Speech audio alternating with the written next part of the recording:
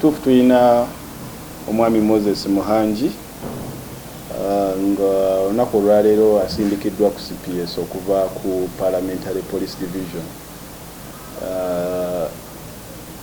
Eno naye okumufuna yasindikiddwa okuva eri akakiiko ka paaka akabadde kamuyise olunaku olwajja okubako ebibuuzo bye kamubuuza ku kigambibwa okuba nti nno yaforginga accountability ono yekusa ku ssente ezaweebwa eri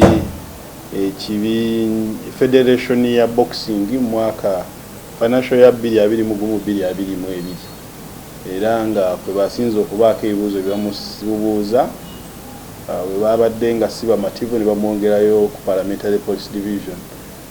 Wano aliwo for safe custody kuba Parliamentary Police Division teyina kaduukulu era wajja osinziira kuba nti nagenda oba aweebwa akakalu ka poliisi oba atwalibwa mu mbuga z'amateeka.